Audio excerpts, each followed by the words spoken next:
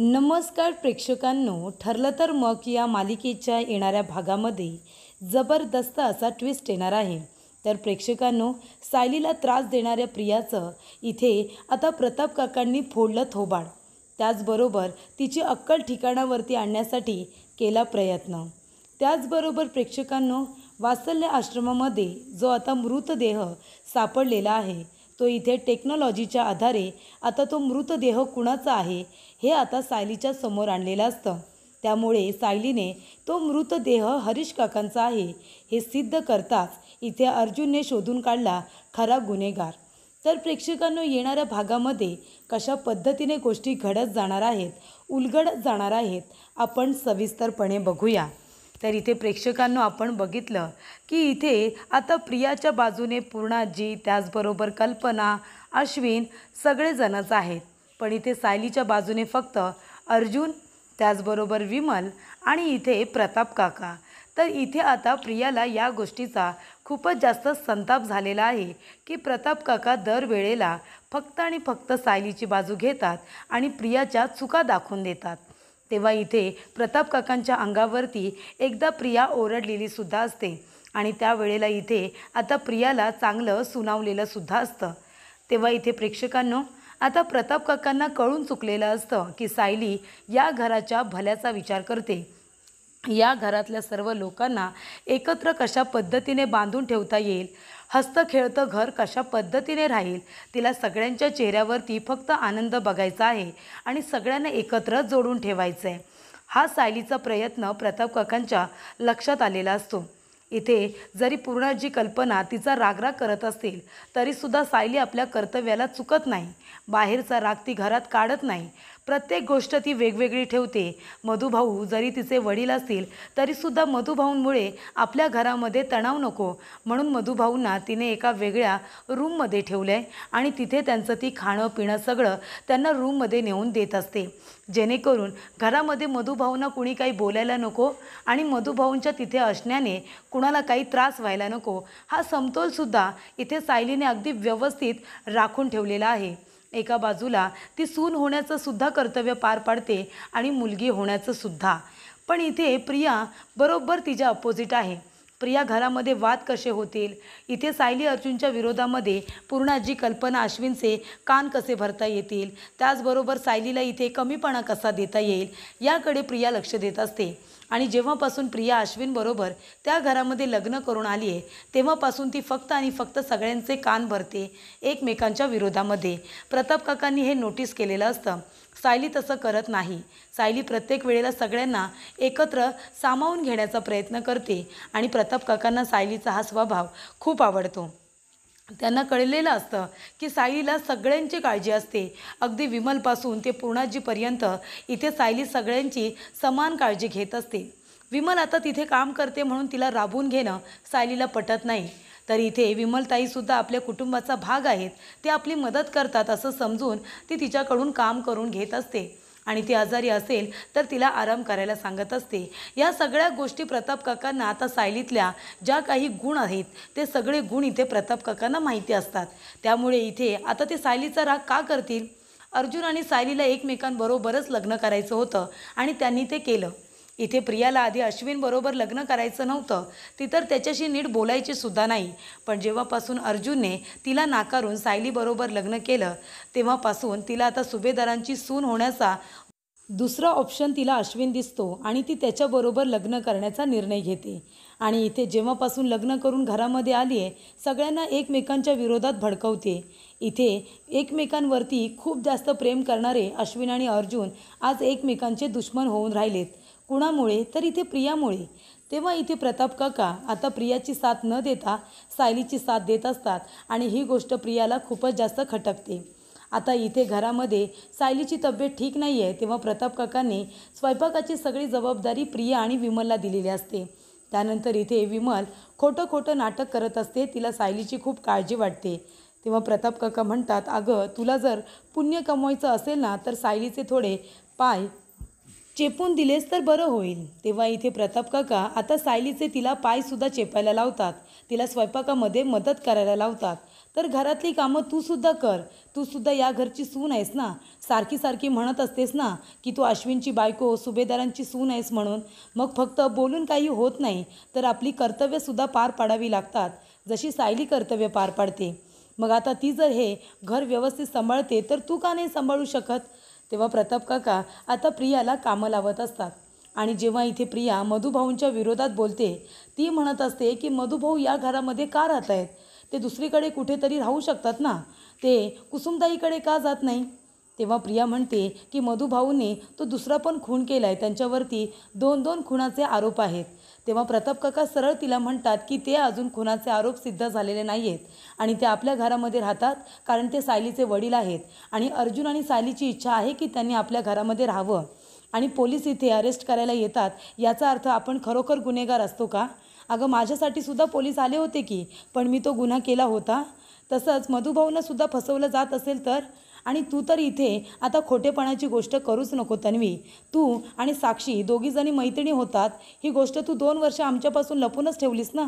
पण शेवटीला आता आम्हाला कळलं की तुमची मैत्री किती खोलवरती होती ते. एकमेकांना इथे लाख लाख रुपये एकमेकींना देत होता. ती मैत्री होती म्हणूनच ना. एकमेकींना भेटायला कॅफेमध्ये जात होता. मग ते तू नाकारलंस आणि आता तू खोटेपणाची गोष्ट करतेस. हे बघ, मधुभाऊंवरती जे काही आरोप करण्यात आले ते अजून सिद्ध झालेले नाही आहेत. मधुभाऊ गुन्हेगार आहेत हे अजून सिद्ध झालेलं नाही आहे. आणि माझा आहे ना अर्जुनवरती पूर्ण विश्वास आहे आणि सायलीवरती सुद्धा. जर मधुभाऊ खरोखर गुन्हेगार असते ना, तर अर्जुनने त्यांची केस कधीच घेतली नसती. कारण अर्जुन नेहमी सत्याच्या बाजूने लढत असतो आणि तो त्याच केसेस घेतो ज्याच्यामध्ये त्याला काहीतरी तथ्य वाटतं. इथे जे लोक निर्दोष असतात ना, त्यांना न्याय मिळवून देण्यासाठी अर्जुन प्रयत्न करतो. तो गुन्हेगारांना कधीच वाचवत नाही. कळतंय तुला? तेव्हा माझ्या मुलावरती पूर्ण विश्वास आहे. ज्या अर्थी त्याने मधुभाऊंची केस घेतली आहे त्या अर्थी मधुभाऊ निर्दोष आहेत हे मला आत्ताच कळलं आहे. तेव्हा माझा मधुभाऊंवरती काही आक्षेप नाही आहे. त्यांना इथे राहायचं आहे ते राहू शकतात आणि त्यांची मुलगी आणि त्यांचा जावई दोघांची त्यांना परमिशन आहे. मग आपण नाकारणारे कोण? आणि त्यांचा आपल्याला काही त्रास होतोय का? ते बिचारे आपल्याबरोबर बसायला सुद्धा येत नाही, मग त्यांचा आपल्याला काय त्रास? तेव्हा इथे प्रताप काकांनी प्रियाची चांगलीच बोलती बंद केलेली असते आणि या गोष्टीचाच आता प्रियाला इतका राग येतो. ती विचार करते की अच्छा, म्हणजे आता हा म्हातारा त्या सायलीची बाजू घेतोय, तर आता ह्या सायलीला धडा शिकवायलाच पाहिजे. तिला इतका राग येतो, तिच्या मनामध्ये सायलीबद्दल तिरस्कार निर्माण होतो. तिला असं वाटतं की कल्पना आणि पूर्णाजीसुद्धा हळूहळू या प्रतापसारखे जर सायलीच्या बाजूने झाले तर. कारण सायलीचा चांगुलपणा आता सगळ्यांना दिसतच असतो. जो माणूस चांगला आहे त्याला आपला चांगुलपणा सिद्ध करावा लागत नाही, कारण तो त्याच्या इथे आता वागण्या बोलण्यातून, आपल्या कामातून तो सदैव दिसत असतो. पण ज्या लोकांना चांगुलपणाचं नाटक करावं लागतं त्यांना इथे रोज रोज नाटक करून कंटाळा येतो आणि एक दिवशी त्यांचा खोटेपणा समोर येतो, जशी की प्रिया आहे. त्यामुळे प्रेक्षकांनो, इथे आता किचनमध्ये सायली काम करणार हे प्रियाला बरोबर माहिती असतं. आणि तेव्हा इथे सायली जेव्हा इथे विमलताईला म्हणते की उद्या मी इथे सगळ्यांसाठी आता इडली बनवणार आहे नाश्त्याला, तेव्हा सकाळी उठून मी इडलीचीच चटणी बनवून घेईन, तेव्हा इथे मिक्सरचं भांडं तुम्ही तयार करून ठेवा. सायली विमलताईला सांगत असते की उद्या आपण इडली बनवूया, त्याचबरोबर चटणीसुद्धा बनवते आणि जर कुणाला डोसे हवे असतील तर ते सुद्धा बनवेन. असं सायली बोलत असताना प्रिया ऐकत असते. तेव्हा प्रिया म्हणते अच्छा, म्हणजे उद्या सकाळी सायली उठणार आणि मिक्सरजवळ येणार ना चटणी बनवायला. आता उद्या सायली बघ तुझी कशी वाट लावून ठेवते ते. तर इथे सगळे झोपल्यानंतर प्रिया येते आणि आता मिक्सरचं जे भांडं असतं त्याचं कनेक्शन ती चेंज करून ठेवते. तर इथे मिक्सर असं काही बिघडवून ठेवते की तिने मिक्सर चालू केल्यानंतर इथे आता सायली चटणी पिसत असताना तिला शॉक लागणार. तिथे मिक्सर स्पार्क होणार आणि मग तिला शॉक लागल्यानंतर इथे प्रियाला आनंद होणार. प्रिया म्हणते की सायली तुला सोडणार नाही, तुझा हा चांगुलपणा आहे ना तो तुझ्याच कसा अंगाशी येतो ना ते बघतो, तुला चांगला मी धडा शिकवते. तेव्हा इथे आता प्रताप काका सायलीची बाजू घेत असतात. तिचा चांगुलपणा इथे कल्पना पूर्णाजीला पटवून देत असतात. ही गोष्ट आता प्रियाला खटकत असल्यामुळे तिने आता इथे मिक्सरची वायर पूर्णपणे चेंज करून ठेवलेली असते. सायली येते नेहमीप्रमाणे आणि ती आता इथे चटणीची सगळी तयारी करते. मिक्सरच्या भांड्यामध्ये आता सगळं मिरच्या वगैरे लसूण वगैरे टाकून ती आता मिक्सरला बारीक करायला जाणार. तेवढ्यातच ती बटन चालू करते आणि ती वायर स्पार्क होते आणि सायलीला खूप मोठा झटका लागतो. आणि तेव्हा इथे प्रिया सगळं काही लपून छपून बघत असते. तेव्हा इथे प्रताप काका आता बाहेरच येत असतात. प्रताप काका बघतात तर प्रिया इथे दाराच्या बाहेर लपून सायलीकडे बघत आहे. तेव्हा इथे प्रताप काका किचनमध्ये बघतात तर सायलीला इथे शॉक लागलेला असतो. सायलीचा मिक्सर इथे स्पार्क झालेला असतो. त्यामुळे प्रेक्षकांनो प्रताप काका जातात आणि इथे फ्रीजच्या बाजूला एक छोटी लाकडी काठी असते ती घेऊन आता सायलीला बाजूला करतात. सायलीच्या हाताला खूप मोठा झटका लागलेला असतो.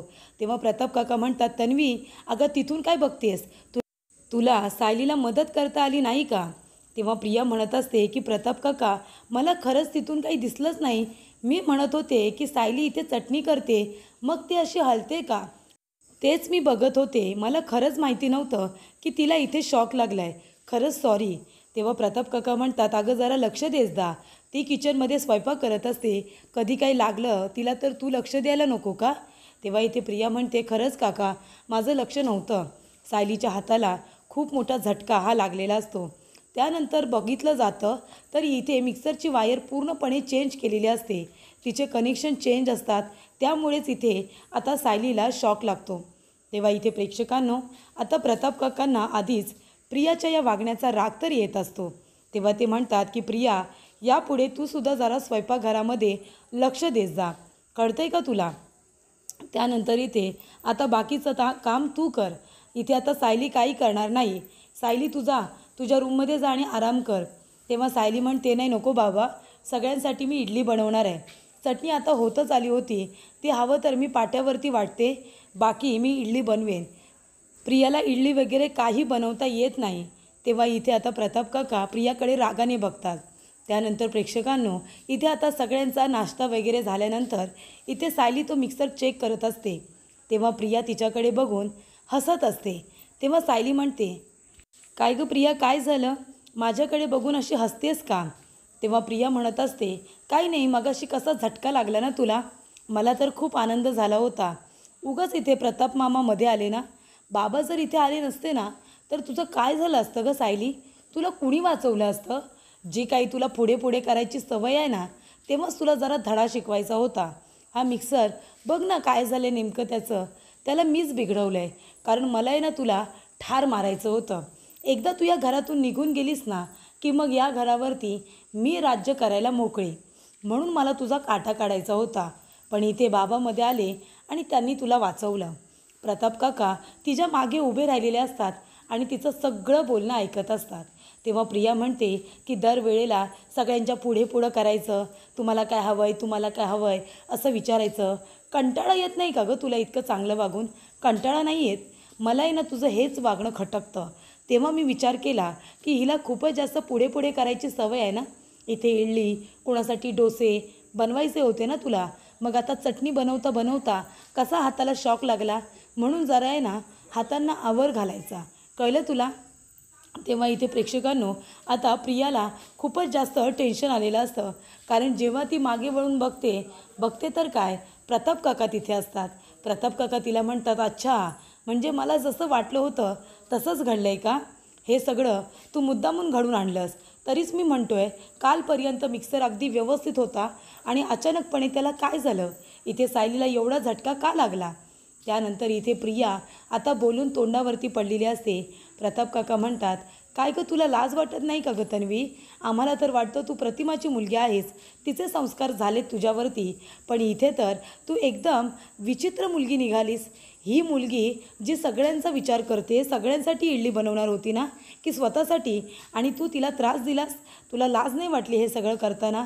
अगं बहीण आहे ना ती तुझी, तिच्याबरोबर आश्रमामध्ये लहानाची मोठी झाली आहेस आणि तिचा काटा वगैरे काढतेस तू?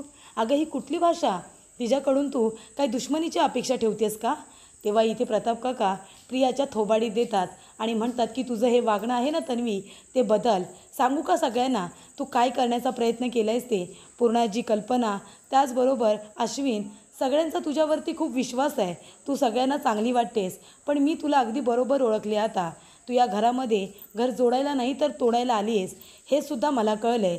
पुन्हा जर सायलीला असा त्रास देण्याचा प्रयत्न केलास ना तन्वी, तर माझ्यापेक्षा वाईट कुणीच नसेल. मी आत्ताच तुला सांगतोय, नाहीतर आत्ता जातो आणि पूर्णाजीला सगळं सत्य सांगतो की इथे सायलीबरोबर तू कशी वागतेस ते. तेव्हा प्रिया म्हणते, बाबा मला माफ करा, खरंच मी फक्त इथे सायलीला थोडासा त्रास देत होते, मस्करी करत होते, बाकी काही नाही. मी खरंच काही केलेलं नाही आहे. तेव्हा प्रताप काका म्हणतात, तू काय केलं आहेस आणि काय नाही ते तुझ्याकडे बघूनच कळतं आहे गं. इथे मनामध्ये फक्त तू दुश्मनी ठेवत असतेस, वैराची भावना ठेवत असतेस आणि सायलीबरोबर तू तशीच वागतेस. सायली तुझ्याबरोबर चांगलं वागण्याचा तरीसुद्धा प्रयत्न करते, पण तू अजिबात नाही. तू तिच्याबरोबर वाईटच वागतेस. त्यानंतर इथे प्रताप काकांनी तिला चांगलं सुनावलेलं असतं की जर पुन्हा सायलीला कधी त्रास देण्याचा प्रयत्न केलास तर तिचा बाबा इथे आहे. तुला सोडणार नाही आहे मी तन्वी. सगळ्यांसमोर तुझं सत्य आणेन. पुन्हा जर असं काही वागलीस तर विचित्र. तेव्हा इथे आता प्रियाला सुनावल्यानंतर इथे प्रताप काका सायलीला म्हणतात की सायली, तू जरा आता आजूबाजूला लक्ष ठेवूनच राहा, कारण ही कधी तुला त्रास देईल ना, काही सांगता येत नाही. त्यानंतर प्रेक्षकांनो इथे असं सायलीला खूप आनंद होतो की तिला आता तिच्या दुसऱ्या वडिलांचंही प्रेम मिळत असतं. प्रताप काकांचा राग हा गेलेला असतो. त्यानंतर प्रेक्षकांनो इथे अर्जुन आता सायलीला म्हणत असतो की इथे जो मृत्यूदेह सापडला आहे ना, तो मृत्यूदेह कुणाचा आहे हे तुम्हाला ओळखायला यायचं आहे. कोर्टातून तशी परवानगी घेतली. तेव्हा इथे आता टेक्नॉलॉजी खूपच जास्त पुढे गेले. ती डेड बॉडी कुणाची आहे हे जरी आता कळत नसेल, कारण का पूर्ण हाड सडून नष्ट झालेलं असतं आणि फक्त इथे सगळा सांगाडा उरलेला असतो. त्याच्यावरून कसं कळणार की ही डेड बॉडी कुणाची आहे. पण आता इथे टेक्नॉलॉजीच्या आधारे ते कोणाचं मृत्यूदेह आहे हे आता सिद्ध होणार असतं. तेव्हा इथे कम्प्युटरवरती आता कुणाचा मृत्यूदेह आहे हे बघत असताना सायली आता ओळखते. सायली म्हणते, हे तर हरीश काका आहेत. तेव्हा सायलीला खूप मोठा धक्का बसतो. तेव्हा सायली म्हणते, बघितलंच अर्जुन सर, हे तर हरीश काका आहेत. आपण गेलो होतो ना अर्जुन सर यांना बघायला, तेव्हा ते त्यांच्या राहत्या घरी नव्हते, ते कुठेतरी बाहेर गेलेत असं आपल्याला सांगण्यात आलं होतं. पण त्यांनी तर इथे महिपतच्या बाजूने साक्ष दिली होती ना, आणि त्याच्यानंतरला हरीश काका गायब झाले. तेव्हा अर्जुन म्हणत असतो की बास, मला हेच ऐकायचं होतं. आता हरीश काकांनी महिपतच्या बाजूने साक्ष दिली होती, आपल्या बाजूने नाही. आणि ज्या वेळेला आपण हरीश काकांना शोधायला गेलो तेव्हा ते आपल्याला सापडलेसुद्धा नाही. याचा अर्थ हरीश काकांना मारणारा दुसरा तिसरा कुणी नसून तो महिपत शिखरेच आहे आणि त्यानेच इथे हरीश काकांचा काटा काढला आहे. कारण का, तर त्याच्या विरोधात हरीश काकांनी जाऊ नये म्हणून. कधीतरी त्याला इथे आपल्या चुकीची जाणीव होईल आणि त्याने इथे साक्षीच्या विरोधात न जाता मधुभाऊंच्या विरोधात गेल्यामुळे इथे आता हरीश काका कधीतरी आपल्या गिल्टमध्ये येऊन सत्य बोलतील याची भीती महिपतला होती आणि म्हणूनच त्याने हरीश काकांचा खून केला. ही गोष्ट आता अर्जुनला कळलेली असते आणि त्यामुळे प्रेक्षकांनो इथे अर्जुन आता म्हणतो की हरीश काकांना मारणारा दुसरा तिसरा कुणी नसून तो महिपत शिखरे आहे आणि त्याच्या माणसांनीच इथे आता सगळा आळ मधुभाऊंवरती यावा म्हणून इथे मधुभाऊंच्या आश्रमाच्या बाजूलाच हरीश काकांना पुरण्यात आलं आहे. तेव्हा तर इथे आता मधुभाऊंच्या विरोधात साक्ष दिल्यानंतर हरीश काका आपल्या घरी गेले होते आणि मधुभाऊ कुठे होते, तर मधुभाऊ जेलमध्ये होते. त्यामुळे या खुनाशी मधुभाऊंचा काहीही संबंध नाही आहे हे आता अर्जुन कोर्टामध्ये सिद्ध करत या प्रकरणामध्ये महिपतला अडकवण्याचा आता प्लॅन करत असतो. तरी ते हरीश काकांचा मृतदेह आहे हे कळल्यानंतरच अर्जुनने आता खरा गुन्हेगार महिपत शिखरे आहे हे सांगितलेलं असतं.